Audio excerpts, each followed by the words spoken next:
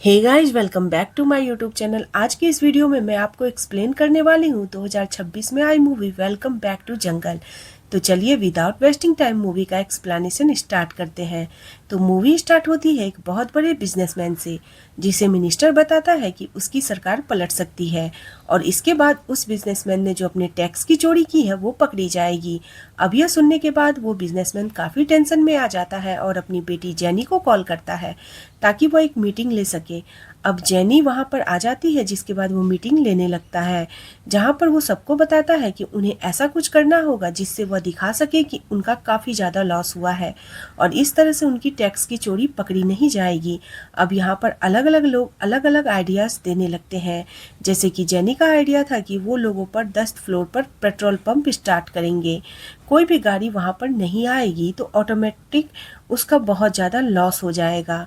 But यहाँ पर उसके पापा इसके लिए कन्विंस नहीं होते हैं। तभी उनका सेक्रेटरी कहता है कि क्यों ना वो फ्लॉप मूवी बनाए, अगर मूवी में वो 2 लाख भी डालेंगे और 2 करोड़ बताएंगे तो भी चलेगा। यह सुनने के बाद जेनी के पापा को यह आइडिया काफ़ी अच्छा लगता है और वह दुबे से कहता है कि वो एक अच्छी फ्लॉप मूवी बनाए। जिसके बाद दुबे डायरेक्टर को ढूंढता है जिसका नाम था देवदास, और दोनों वहाँ पर खूब गरीब डायरेक्टर थे। यहाँ पर दुबे उनसे कहता है कि वो एक अच्छी मूवी बनाए। अब यह सुनने के बाद वो दोनों इसके लिए मान जाता है और यहाँ पर वो मीटिंग करने के लिए आ जाता है। अब यहाँ पर जेनी उन्हें बताती है कि उनकी मूवी का बजट 2000 करोड़ का है। यह सुनने के बाद वह दोनों काफ़ी शॉक्ड था, क्योंकि यह तो 2000 करोड़ वाली मूवी बनाने के लिए तैयार था। जिसके बाद अब उन्हें एक हीरो की तलाश थी। अब यहाँ पर दास बताता है कि वो एक बंदे को जानता है जो अब बहुत बड़ा फ्लॉप हीरो है, मतलब पहले वो काफ़ी फेमस था बट अब वो भोजपुरी मूवीज़ में काम करता है। जिसके बाद वो उन्हें राजीव के पास लेके जाता है, जहाँ वो लोग राजीव से पूछते हैं आखिर वो फीस कितनी लेंगे। तो यहाँ पर राजीव बोलता है 50 और कहता है कि वो 500 कहना चाहता था, बट जेनी को लगता है कि वो 50 करोड़ बोल रहा है, जिसकी वजह से वो 50 करोड़ देने के लिए मान जाती है। यह सुनकर राजीव और उसका मैनेजर दोनों काफ़ी हैरान था। अब यहाँ पर राजीव कहता है कि 50 करोड़ बस उसकी साइनिंग अमाउंट होगी, जैसे ही शूटिंग स्टार्ट होगी उसे और पैसे चाहिए, मूवी खत्म होने से पहले उसे चाहिए।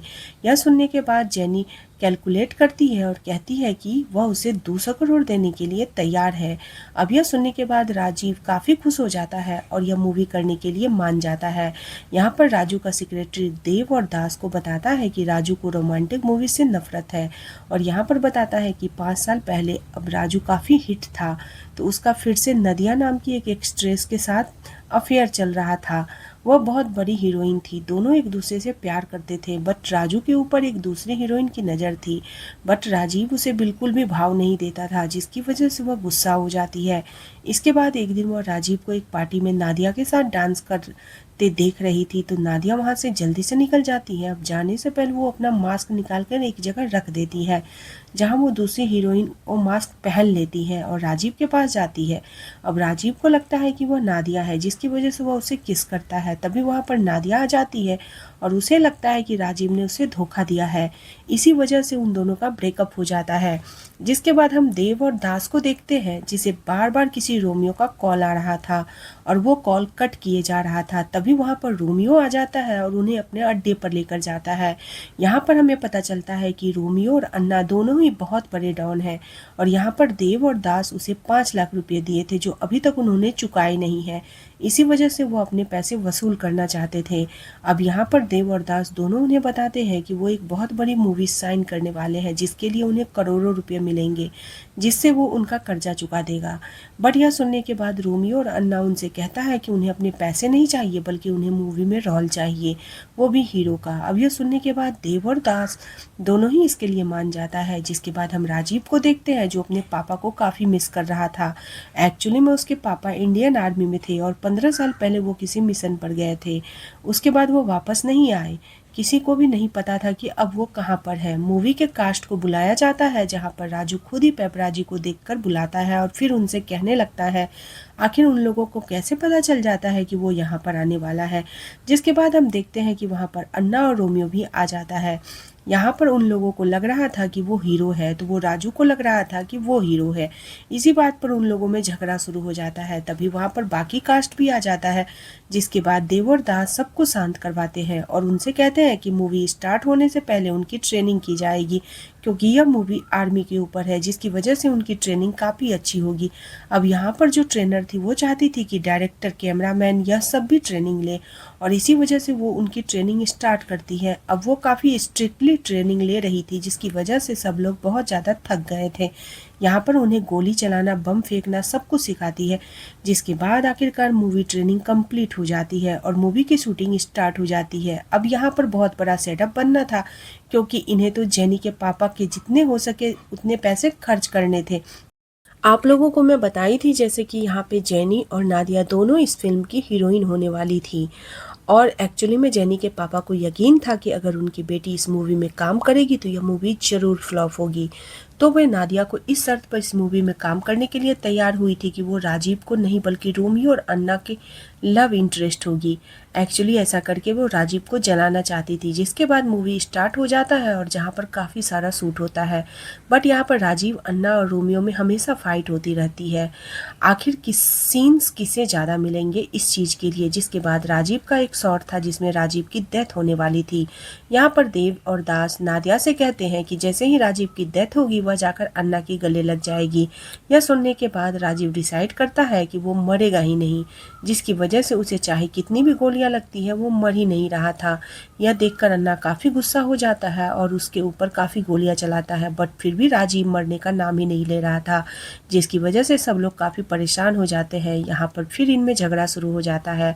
अब उस सेट पर बॉम्ब लगाए गए थे, क्योंकि यह क्लाइमेक्स का शूट था और इस सीन के बाद सेट को उड़ाना था।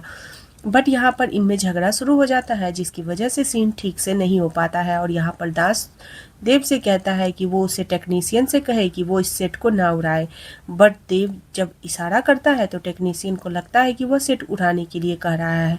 इसके बाद वह सेट उड़ा देता है, पूरा सेट बर्बाद हो जाता है। तभी जेनी के पापा का दुबे को कॉल आता है और वह उसे बताता है कि उनके घर में इनकम टैक्स की रेड पड़ी है और जो भी उनके पास था वह सब कुछ लेकर चले गए हैं। अब वो पूरी तरीके से कंगाल हो चुके हैं, इसलिए अब उसे कुछ भी करके इस मूवी को हिट बनाना होगा, क्योंकि यही एक तरीका है जिससे उसके पास पैसे वापस आ जाएंगे। यह सुनने के बाद दुबे काफ़ी टेंशन में आ जाता है, क्योंकि उन्होंने पहले ही सेट उड़ा दिया था, तो फिर वह क्लाइमेक्स सीन कैसे शूट करेगा। अब यहाँ पर उनका टेक्नीशियन बताता है कि एक गांव है आज़ादगंज जो बिल्कुल ही सेट की तरह है, इसलिए अगर वह वहाँ जाकर क्लाइमेक्स शूट करेंगे तो उनका काम आसानी से हो जाएगा। साथ ही वहाँ पर पैसे की ज़रूरत भी नहीं है, क्योंकि वह लोग फ्री में अपना शूट कर सकते हैं। यह सुनने के बाद सब लोग काफ़ी खुश हो जाते हैं, क्योंकि अब वहाँ पर जाकर उन्हें शूट करना था। साथ ही वह बताता है कि वहाँ पर गाँव वाले भी हैं। यह सुनकर दुबे डिसाइड करता है कि यह लोग सिर्फ जाकर शूट करेंगे, क्योंकि इससे फ्री में उनका शूट हो जाएगा। तो वहीं पर देव और दास दुबे से कहता है कि वह इसके बारे में बाकी एक्ट्रेस को न बताए, क्योंकि अगर उन्हें पता चल गया कि वह असली गांव वाले हैं तो यह लोग खामखा सब कुछ खराब कर देंगे। इसलिए वो लोग उनसे झूठ बोलेंगे कि जिस गांव में जा रहे हैं वहाँ पर वो सारे एक्टर्स हैं, जिसकी वजह से यह लोग भी ठीक से एक्टिंग करेंगे। अब दुबे भी इसके लिए मान जाता है, जिसके बाद वह सभी लोगों को बताता है कि कल उन्हें रियल लोकेशन पर जाकर शूट करना है और एक ही दिन में उन्हें अपनी मूवी ख़त्म करनी है। अब यह सुनने के बाद सब लोग काफ़ी हैरान थे, आखिर एक दिन में मूवी कैसे ख़त्म हो सकती है। तो यहाँ पर वो बताते हैं कि वो हर जगह पर कैमरा लगाएंगे, जिससे उन्हें अपने शॉट्स मिल जाएंगे। अब यह सुनने के बाद यह लोग वहाँ पर जाने के लिए तैयार हो जाते हैं, बट जब दुबे, देवदास तीनों निकल रहे होते हैं तब उनका आदमी उन्हें बताता है कि वहाँ पर टेररिस्ट है। यह सुनने के बाद इन तीनों को लगता है कि वो टेररिस्ट रोज़ वहाँ पर नहीं आते होंगे, इस वजह से वो हेलीकॉप्टर से वहाँ पर चले जाते हैं। तो हम आज़ादगंज को अब देखते हैं, जहाँ के गांव वाले सतारा के आतंक से बहुत ज़्यादा परेशान थे। एक्चुअली सतारा टेररिस्ट है और उसके आज़ादगंज के लोगों को बंदी बनाकर रखा था। वहाँ पर सतारा का गवर्नमेंट के पास कुछ मांगे थी और वह चाहता था कि वह पूरी हो जाए, और इसी वजह से उसने आज़ादगंज के लोगों को इस तरीके से कब्जे में करके रखा था। तो यहाँ पर सरकार से कहता है कि अगर 5:30 बजे तक उसके आदमियों को नहीं छोड़ा गया तो वह आज़ादगंज के लोगों को मार देगा। यहाँ पर हमें पता चलता है कि सतारा ने 20 साल से आज़ादगंज के लोगों पर यहाँ पर कैद करके रखा है।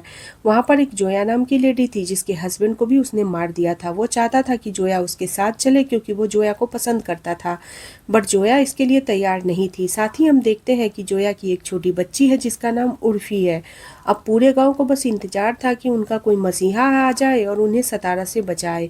जिसके बाद हम देखते हैं कि यहाँ पर सभी लोग आ जाते हैं। अब इन सभी लोगों के आर्मी यूनिफॉर्म पहननी थी, जिसकी वजह से गांव वालों को यही लगता है कि यह आर्मी वाले हैं। तो वो सतारा को भी पता चल जाता है कि यहाँ पर इंडियन आर्मी आ चुकी है, जिसकी वजह से वो अपने लोगों से कहता है कि वो उन्हें ख़त्म करे। तो वहीं पर आर्मी वालों को देखकर गांव वाले बहुत ज़्यादा खुश थे और कुछ लोग उन्हें डांटने लगते हैं। आखिर वो इतने टाइम बाद उनकी मदद करने के लिए क्यों आए? वो कब से उनका इंतजार कर रहे थे। अब इन लोगों को यही लगता है कि गांव वाले नाटक कर रहे हैं, इसलिए यह लोग भी एक्टिंग करना स्टार्ट कर देते हैं, क्योंकि देव और दास हर जगह पर कैमरा लगाए हुए थे और इसी वजह से इन लोगों को लग रहा था कि अभी भी शूटिंग ही चल रही है, जिसकी वजह से यह लोग एक्टिंग करने लगते हैं। अब यहाँ पर गांव वाले बताते हैं कि जो सतारा से कितने परेशान है। उसने आज एक लड़के को मारा क्योंकि उसे कुवैत से पानी पिया था, जिसके लिए सतारा ने उसे मना किया था। बट फिर भी जब लड़के ने ऐसा किया तो सतारा ने उसे बहुत ज़्यादा जख्मी कर दिया। अब यह सुनने के बाद यहाँ पर राजीव आगे जाता है और उस लड़के से कहता है कि वह उसने पानी उसी से पिलाएगा। यह सुनने के बाद रोमियो और अन्ना भी दोनों अपना सीन चाहते थे, इसी वजह से वह लड़के को पानी पिलाने के लिए आ जाते हैं। अब एक एक करके सब लोग उसे पानी पिलाने लगते हैं, जो देखकर गांव वाले भी काफ़ी हैरान थे। आखिर यह लोग इतना पानी क्यों पिला रहे हैं? अब यहाँ पर क्लाइमेक्स का थोड़ा शूट तो हो ही गया था, जिसके बाद दास और देव से कहता है कि वह कोई विलन चाहिए होगा ताकि लास्ट में थोड़ी सी फाइट हो सके। इसके बाद उनका क्लाइमेक्स खत्म हो जाएगा, जिसके बाद दास लोगों को लाने के लिए जाता है और कुछ टाइम बाद वहाँ पर सतारा के लोग आ जाते हैं, जिन्हें देखकर देव को ऐसा लगता है कि दास ने इन लोगों को लाया है, जिसकी वजह से वो यहाँ पर राजू और बाकी सब लोगों से कहते हैं कि विलेन आ चुका है, अब उन्हें इनके साथ फाइट करनी है। यहाँ पर राजू और बाकी सभी लोगों को यही लगता है कि नकली विलेन है और इसी वजह से वह सतारा के लोगों को बहुत बुरी तरीके से पीट देते हैं। वो उन्हें इतना पीटते हैं कि जिसकी वजह से वो पूरी तरह जख्मी हो गए थे और वहाँ से भाग निकलते हैं। अब यह देखकर गांव वाले काफ़ी खुश हो जाते हैं, जिसके बाद वह सभी लोग काफ़ी ज़्यादा सेलिब्रेट करने लगते हैं, क्योंकि इन लोगों ने सतारा के लोगों को भगा दिया था। बट जैसे ही यह बात सतारा के लोगों को पता चलती है, वो अपनी फौज लेकर गांव में आ जाता है। अब यहाँ पर राजीव सतारा को भी काफ़ी बातें सुनाने लगता है, क्योंकि उसे यही लग रहा था कि सतारा भी एक एक्टर है और एक्टिंग करने के लिए आया है। अब यहाँ पर सतारा रोमियो को गोली मारता है, जो उसे छूकर निकल जाती है, बट रोमियो को खून आने लगता है। यह देखकर वह समझ जाता है कि सतारा के पास जो गन है वो असली गन है। अब यहाँ पर रोमियो कुछ भी समझ नहीं पा रहा था, जिसके बारे में देव और दास को बताता है। वह दोनों समझ जाते हैं एक्चुअली सतारा और उसके लोग असली टेररिस्ट है। अब यह बात सभी को बताते हैं, बट राजू को अभी तक नहीं पता था। इसी वजह से वो सतारा को कुछ भी बोले जा रहा था, वो ऐसा करेगा, ऐसे मारेगा, उसके साथ ऐसे करेगा, जिसके बाद देव और दास उसे यह सारी बात बता देते हैं। यह सुनने के बाद राजू काफ़ी डर जाता है, आखिर पता नहीं सतारा उसके साथ क्या करेगा। अब यहाँ पर राजू सतारा को बताने लगता है कि वो लोग तो एक्टर्स हैं और यहाँ पर शूटिंग करने के लिए आए थे। उन्हें लगा था कि सतारा भी एक्टिंग कर रहा है, इस वजह से उन्होंने यह सब कुछ किया। राजीव यहाँ पर डांस करके दिखाता है और साथ ही गाना गाकर भी सुनाता है। अब यह सब सुनने के बाद सतारा को यकीन हो जाता है कि यह लोग एक्ट्रेस हैं, बट फिर भी वह उन्हें मारने वाला था। तभी जोया उसे रोकती है और कहती है कि वह उनकी जान छोड़ दे, इसके बदले में उसके साथ आने के लिए तैयार है। अब यह सुनने के बाद सतारा उन्हें मारता है और उन्हें जाने के लिए कह देता है। यह सुनने के बाद राजू और बाकी सब वहाँ से जाने लगते हैं, बट यहाँ पर अन्ना, रोमियो, देव और दास यहाँ से जाने न चाहता था, क्योंकि वह इस तरह गांव वालों को मुसीबत में छोड़कर वहां से भागने वालों में से नहीं था। बट राजीव कहता है कि अगर वो लोग यहाँ पर रुकने लगे तो सतारा उन्हें मार देगा। बट यह सुनने के बाद भी अन्ना और रोमियो, देवदास, बाकी कुछ लोग यहाँ पर रुकने वाले थे, तो वो राजीव और बाकी कुछ लोगों वहाँ से जाने लगते हैं। तभी वहाँ पर जोया आ जाती है और यहाँ पर राजीव से रिक्वेस्ट करती है कि वो यहाँ पर किसी भी तरह अपनी लाइफ बिता देगी, बट राजीव कम से कम उसकी बेटी उर्फी को यहाँ से लेकर जाए ताकि उसे एक बेटर लाइफ मिले। अब राजू भी इसके लिए मान जाता है, जिसके बाद उर्फी को लेकर जाने लगता है। बट उर्फी अपनी माँ से जुदा होने के बाद काफ़ी ज़्यादा रोने लगती है। यहाँ पर हमें पता चलता है कि जब उर्फी के पापा की मौत हुई थी तो यह देखकर उर्फी इतनी डर गई थी कि उसकी आवाज़ ही चली गई थी। बट जब वो आज अपनी माँ को छोड़कर जा रही थी तो उसकी आवाज़ वापस आ जाती है, वो अपनी माँ को पुकारने लगती है। बट तब जोया वहाँ से जा चुकी होती है, जिसके बाद हम रोमियो, अन्ना और बाकी सबको देखते हैं कि गाँव में चले आते हैं। अब वहाँ पर सतारा के लोग लोग काफ़ी सारे गांव वालों को परेशान कर रहे होते हैं। अब यहाँ पर अन्ना, रोमियो, बाकी सारे लोग मिलकर उन्हें मारने लगते हैं, लेकिन आखिरकार सतारा के लोग इन सबको पकड़ ही लेते हैं। तो वो राजू को एहसास हो जाता है कि वो कितना गलत कर रहा था, वो एक इंसान होकर इंसानियत नहीं निभा रहा था, और इसी वजह से वह सबके साथ वापस आ जाता है। फिर से सतारा के लोगों को पर हमला करता है, जिसके बाद सब लोग मिलकर इसके साथ फाइट करने लगते हैं। अब जैसे इस बारे में सतारा को पता चलता है, वो बहुत ज़्यादा गुस्सा हो जाता है। वहीं पर राजू और बाकी सब जानते हैं कि सतार चुप नहीं बैठेगा, उनसे फाइट करने के लिए उन्हें भी तैयार रहना होगा, बट इसके पास हथियार नहीं थे। तब ये गांव वाले जो पहले सतार के लिए काम किया करते थे, वो उन्हें बताते हैं कि सतार अपने सारे हथियार कहाँ पर रखता है, जिसके बाद वो लोग सतार के गोडाउन में चले जाते हैं, जहाँ पर बहुत सारे एडवांस हथियार रखे हुए थे, जिसे ज़्यादातर आर्मी वाले यूज किया करते थे। तभी उन्हें तहखाने से कुछ आवाज़ें आती है। जब वो उस दरवाजे को ओपन करते हैं तो वहाँ पर 3 आर्मी ऑफिसर्स थे, जिन्हें सतार ने कैद करके रखा था। यहाँ पर वो बताते हैं कि पिछले 15 सालों से सतार ने इसे इसी तहखाने में कैद करके रखा है। अब वहाँ पर 3 ऑफिसर्स में से एक राजू के पापा थे, जिन्हें देखकर राजू काफ़ी ज़्यादा खुश हो जाता है। यहाँ पर राजू को पता चलता है कि सरदार ने राजू के पापा की जुबान काट दी थी, जिसकी वजह से वह ठीक से बोल नहीं सकते थे। अब यहाँ पर राजू के पापा आर्मी ऑफिसर को कॉल करते हैं, मतलब वाकी टॉकी पर उन्हें बताते हैं कि उन्हें उनकी ज़रूरत है। वो कहते हैं कि आज़ादगंज गांव वाले को लेकर वो बॉर्डर के पास आ जाए, वो बॉर्डर ओपन रखे ताकि गांव वाले अंदर आ सके। 20 मिनट में वो बॉर्डर तक पहुंच जाएंगे। जैसे ही गांव वाले वहां पर पहुंचेंगे, यहाँ पर एयर अटैक कर दे, ताकि इस तरह से सतार का पूरा सब कुछ खत्म हो जाएगा।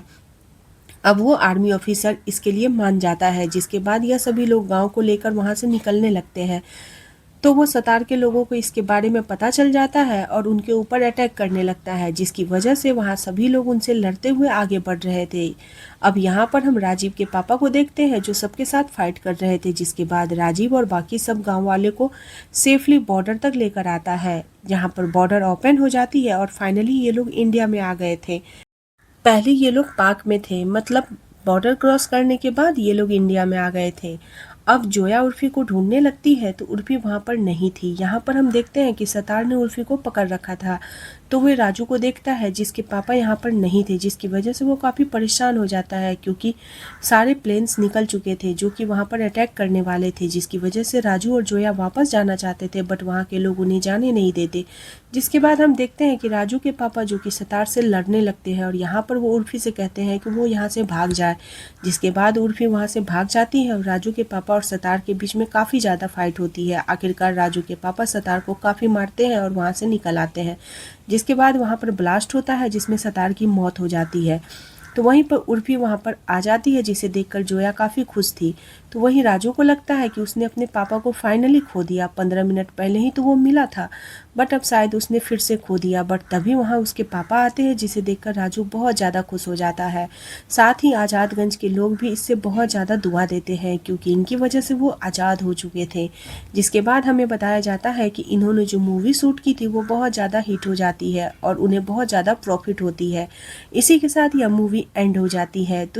तो यह थी full movie Welcome to the Jungle का एक्सप्लेनेशन। अगर आपको मेरा एक्सप्लेनेशन करने का तरीका पसंद आया हो तो प्लीज़ चैनल को सब्सक्राइब करें और वीडियो को लाइक एंड शेयर करें। आप लोगों से मैं फिर मिलती हूँ नेक्स्ट वीडियो के साथ। तब तक के लिए बाय बाय, टेक केयर।